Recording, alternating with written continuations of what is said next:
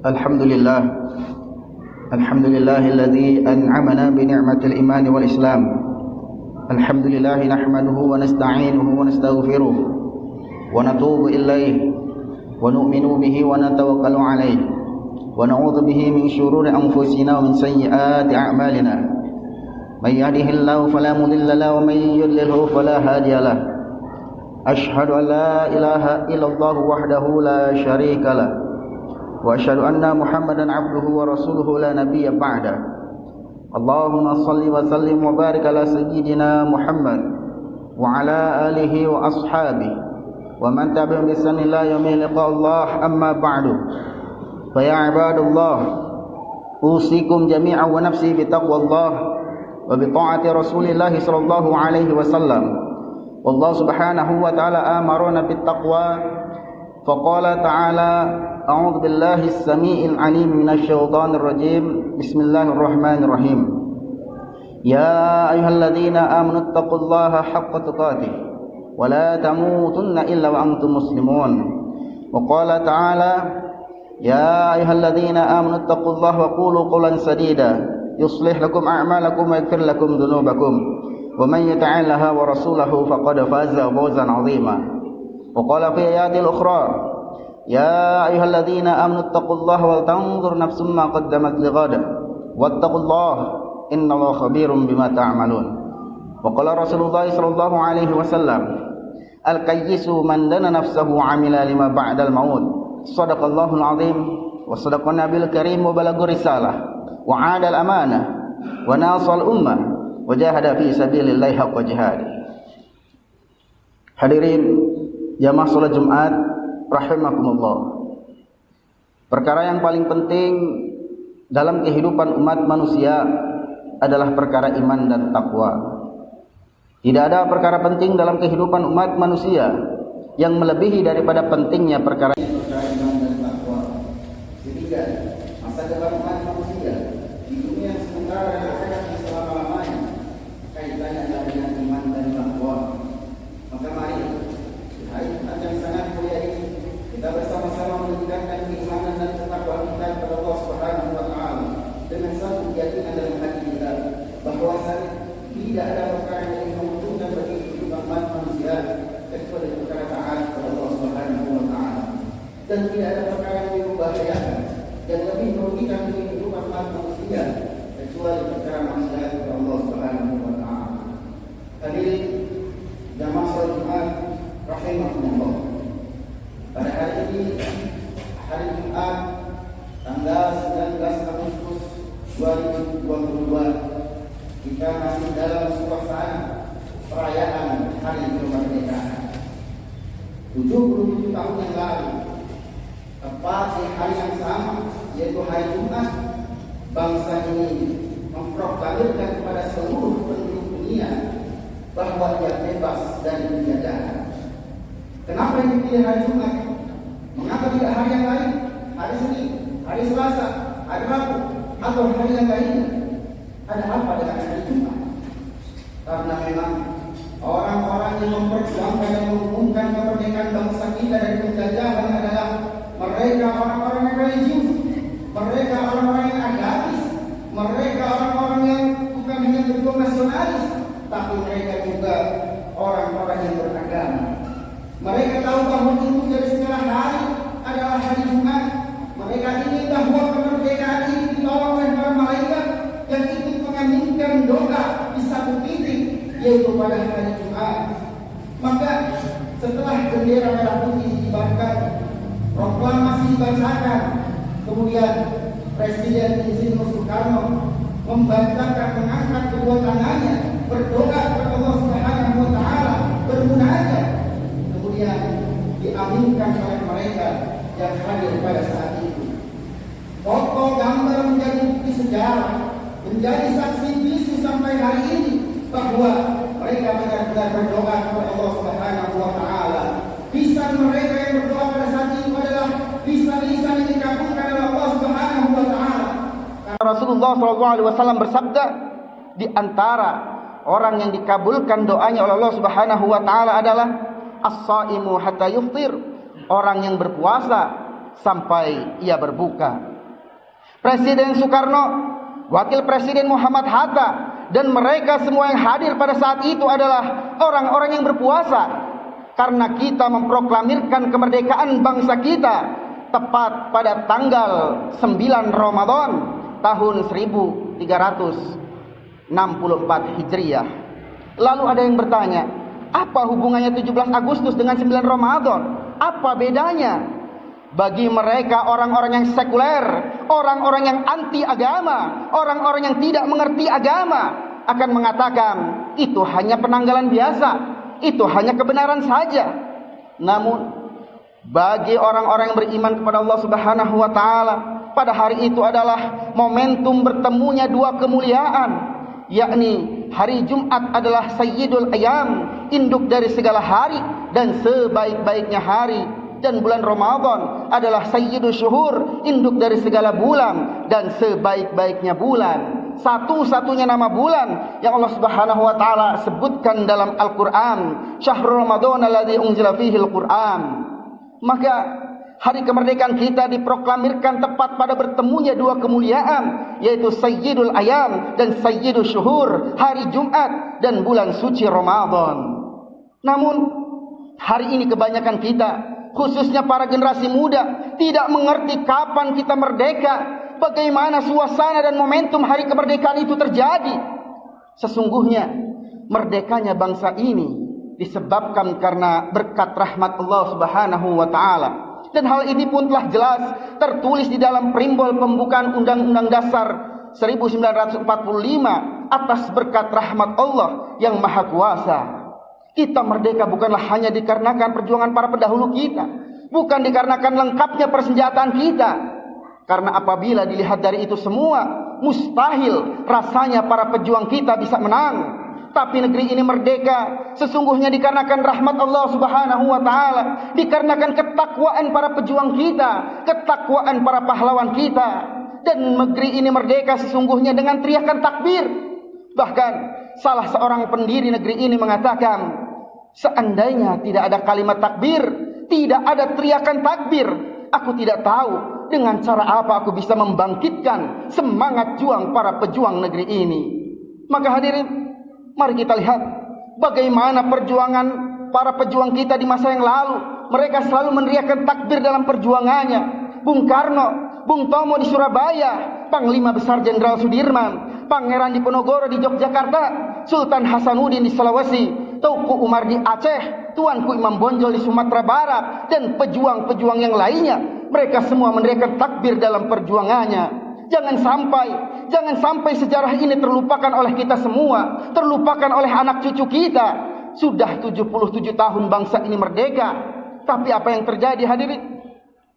77 tahun yang lalu, ketika bangsa ini merdeka, di tengah-tengah bulan Ramadan, para ulama kita, para kiai kita, mereka bermunajat kepada Allah Subhanahu wa taala di tanggal 9 Ramadan. Itu artinya 9 malam sudah mereka berdoa di dalam tarawih mereka, di dalam tahajud mereka, dalam doa, dalam munajat mereka memohon kekuatan kepada Allah Subhanahu wa taala. Akan tetapi setelah 77 tahun berlalu, apa yang terjadi saat ini hadirin? Malam-malam kemerdekaan diisi dengan organ tunggal, diisi dengan penyanyi-penyanyi pengumbar aurat dan syahwat.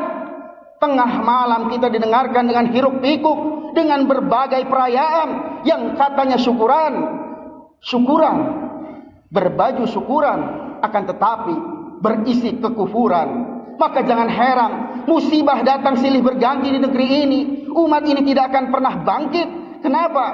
Karena sudah mengkhianati apa yang dilakukan oleh para pejuang negeri ini di masa yang lalu. Hiburan itu dibenarkan dalam Islam. Akan tetapi ketika hiburan itu melalaikan dari ibadah kepada Allah, mubazir, apalagi sampai ada kemaksiatan dan kemunkaran di dalamnya, maka ini adalah sesuatu yang bertentangan dengan apa yang dicita-citakan oleh pendahulu kita yang sudah tulus berjuang demi kemerdekaan negeri ini. Berapa banyak saat ini RT RW yang mengumpulkan uang warga hanya untuk perbuatan mubazir seperti ini. Padahal Allah Subhanahu wa taala berfirman, "Innal mubadzirina kanu ikhwana syayatin." Maka hadirin, kita review kembali, kita lihat mundur ke belakang. Apakah perbuatan kita ini diridhoi oleh Allah Subhanahu wa taala? Andai tokoh masyarakat diam, tidak berbunyi karena sudah mereka lelah, karena mereka capek, maka salah satu forum menyampaikan firman Allah Subhanahu wa taala adalah melalui khutbah Jumat. Maka andai semuanya diam, tidak ada lagi yang berbunyi, tidak ada lagi yang bersuara, as-sakitu 'anil haq syaitanu akhras. Orang yang diam melihat kebatilan, melihat kemungkaran, maka dia adalah syaitan yang bisu. La yang tahyana, hendaklah berhenti melakukan perbuatan maksiat. La yang tahyana, jangan mengulang lagi perbuatan dosa, karena jika terus dilakukan akan mengundang datangnya laknat Allah Subhanahu wa taala, akan mengundang musibah yang sangat besar. Apabila musibah, bala, bencana, malapetaka sudah datang, maka kita beramai-ramai berdoa kepada Allah Subhanahu wa taala. Namun Allah Subhanahu wa taala berfirman, "Fala yustajabu lakum." Tetapi saat itu doa kita sudah tidak dikabulkan oleh Allah Subhanahu wa taala. Allah Subhanahu wa taala berfirman, "Walau anna ahlal qura amanu." Seandainya penduduk suatu negeri beriman, wattaqau, dan bertakwa, lafatahna alaihim, maka akan kami bukakan untuk mereka barakatin, keberkahan-keberkahan, minas sama'i wal ard, dari langit dan dari bumi. Keberkahan kemenangan, keberkahan mengusir penjajah, keberkahan tanaman-tanaman. Dari langit menurunkan hujan, hujan menumbuhkan tanaman. Berapa lama negeri kita dahulu menjadi swasembada beras internasional, sanggup memenuhi kebutuhan diri dan orang lain. Akan tetapi begitu laknat itu turun, walakin kadzabu, kalau mereka mendustakan ayat-ayat kami, mereka tidak bersyukur kepada kami, maka fa'akhadnahum bima kanu yaksibun, maka kami akan cabut nikmat itu dari mereka. Air tidak lagi menumbuhkan tanaman yang hijau, tapi air justru mematikan, merusak tanaman yang ada, merusak tanaman padi, merusak tanaman yang lainnya. Air tidak lagi mendatangkan ikan, justru ikan yang ada di dalam kerambah hilang hanyut berserakan di sungai, di kolam, dan di lautan. Air tidak lagi mendatangkan rahmat, tapi berubah menjadi laknat. Bentuknya sama, tapi efeknya berbeda. Di Arab Saudi, di tanah suci Mekah Al-Mukarramah dan sekitarnya, mereka gali tanah, yang keluar adalah minyak. Mereka ingin mencari air, yang keluar adalah gas. Ingin mencari air, yang mereka dapatkan adalah minyak dengan kualitas nomor 1 di dunia. Sedangkan air pun di sana tidak kurang-kurangnya. Air yang juga dengan kualitas nomor 1 di dunia, air yang paling steril di dunia, dan yang paling menyehatkan di dunia. Subhanallah.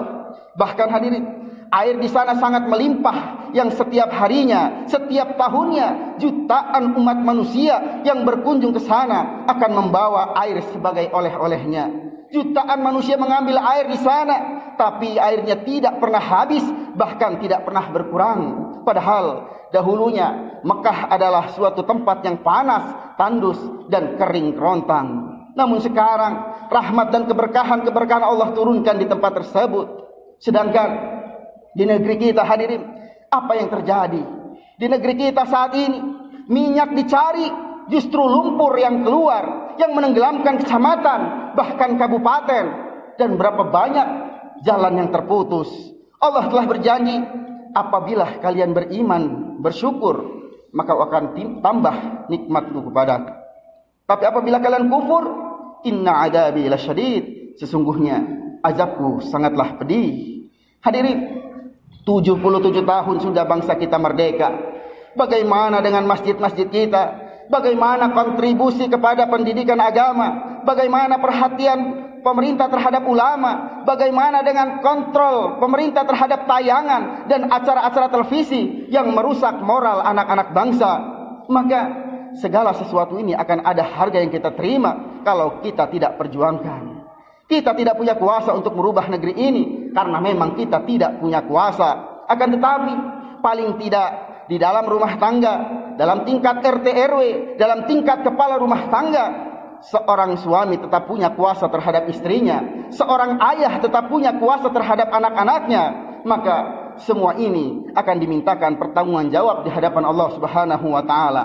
Maka makna merdeka yang sesungguhnya bukan hanya bebas dari penjajahan, tapi juga bebas dari kemaksiatan, bebas dari kemunkaran, dan bebas dari kebatilan. Barakallahu wa lakum fil Qur'anil azim wa nafa'ani wa iyyakum bima fil ayati wa dzikril hakim wa qur rabbik firham wa anta khairur rahimin. Allahumma shalli ala sayyidina Muhammad wa ala ali sayyidina Muhammad.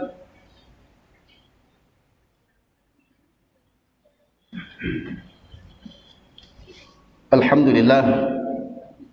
Alhamdulillahilladzi hadana li hadza wa ma kunna linahtadiya hadana Allah. Asyhadu an la ilaha illallah wahdahu la syarika lah wa asyhadu anna Muhammadan abduhu wa rasuluhu la nabiyya ba'da. Allahumma shalli wa sallim wa barik ala sayyidina Muhammad wa ala alihi wa ashabihi wa man tabi'ahum bi ihsan ila yaumil liqa Allah. Amma ba'du. Fa ya ibadallah ittaqullaha haqqa tuqatih wa la tamutunna illa wa antum muslimun. قال الله تعالى في القرآن العظيم أعوذ بالله السميع العليم من الشيطان الرجيم بسم الله الرحمن الرحيم والعصر إن الإنسان لفي خسر إلا الذين آمنوا وعملوا الصالحات وتواصوا بالحق وتواصوا بالصبر وقال تعالى إن الله وملائكته يصلون على النبي يا أيها الذين آمنوا صلوا عليه وسلموا تسليما اللهم صل وسلم وبارك على سيدنا محمد وعلى آله وصحبه أجمعين. اللهم اغفر للمسلمين والمسلمات والمؤمنين والمؤمنات الأحياء منهم والأموات إنك سميع قريب مجيب الدعوات ويا قاضي الحاجات وألف بين قلوبهم وأصلح ذات بينهم وانصرهم على عدوك وعدوهم اللهم انصر الإسلام والمسلمين اللهم انصر إخواننا المسلمين الجهاد في سبيلك اللهم انصر إخواننا في فلسطين وانصر إخواننا في يمن وانصر إخواننا في سوريا اللهم انصر إخواننا في كل مكان وكل زمان اللهم أعز الإسلام والمسلمين وأذل الشرك والمشركين ودمر أعداءك أعداء الدين وانصر عبادك المؤمنين اللهم قوي إيماننا وقوي إسلامنا وقوي إحساننا وقوي أخوة الإسلامية ربنا تقبل منا إنك أنت السميع العليم وتب علينا إنك أنت التواب الرحيم ربنا آتنا في الدنيا حسنة وفي الآخرة حسنة وقنا عذاب النار عباد الله إن الله يأمر بالعدل والإحسان وإيتاء ذي القربى والفحشاء والمنكر والبغي يعظكم لعلكم تذكرون فاذكروا الذين يذكركم واشكروا على ما يزدكم ولا ذكر الله أكبر والله يعلم ما تصنعون قيموا الصلاة